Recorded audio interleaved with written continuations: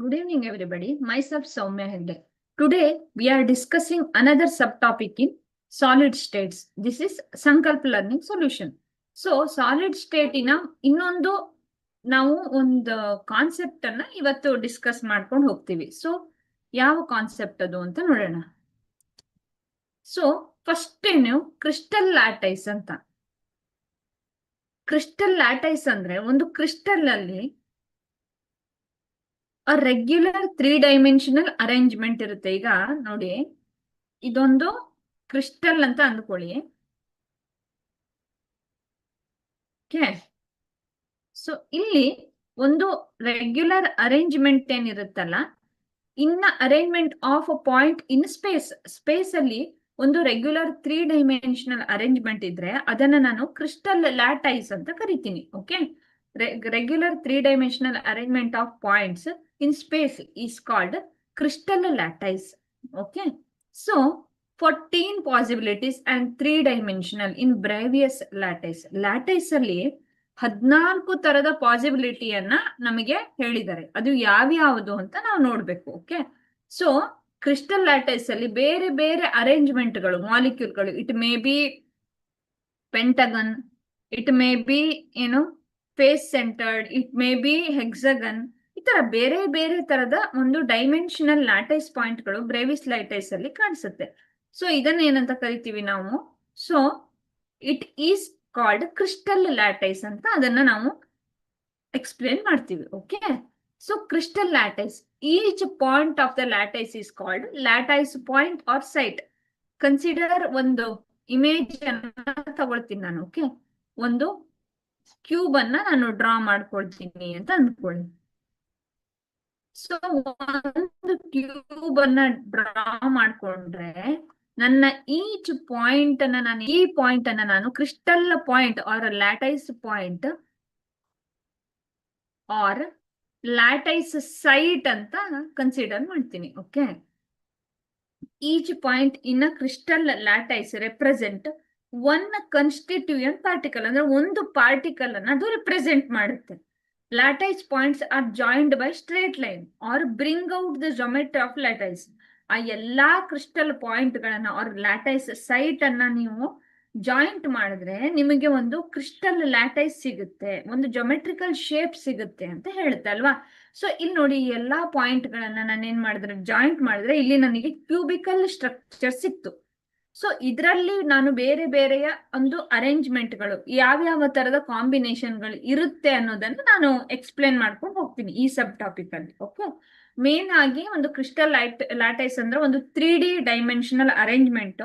ಆದ್ರೆ each point ಅನ್ನ ಲ್ಯಾಟೈಸ್ point or lattice site ಅಂತ ನಾನು ಕನ್ಸಿಡರ್ ಮಾಡ್ಕೊಂತೀನಿ. ಓಕೆ, ಸೊ ಒಂದು ಯೂನಿಟ್ ಸೆಲ್, ಈ ಕ್ರಿಸ್ಟಲ್ ಲ್ಯಾಟೈಸ್ ಅಲ್ಲಿ ಒಂದೇ ಲ್ಯಾಟೈಸ್ ಪಾಯಿಂಟ್ ಇರುತ್ತಾ? ಇಲ್ಲ, ಡಿಫ್ರೆಂಟ್ ಏನಿರುತ್ತೆ ಹೇಳಿ, ಸಣ್ಣ ಸಣ್ಣ ಸಣ್ಣ ಸೆಲ್ಗಳಾಗಿ ಒಂದು ದೊಡ್ಡ crystal lattice ಆಗ್ಬೇಕಾಯ್ತು.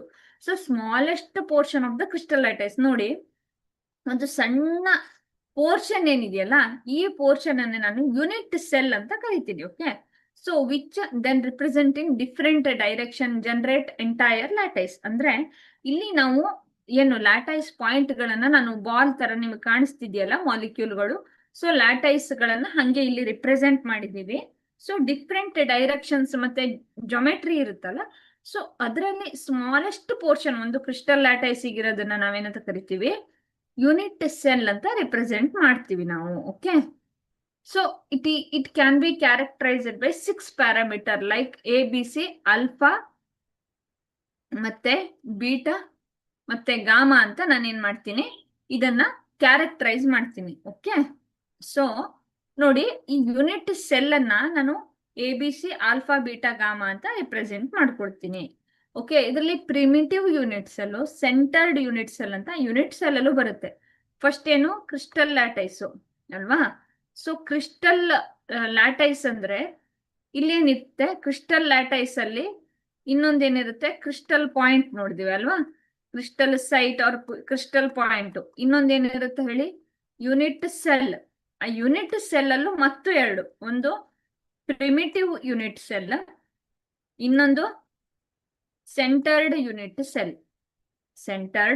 Cell. Okay, so ಈ ತರ 2 ತರ ಇರುತ್ತೆ.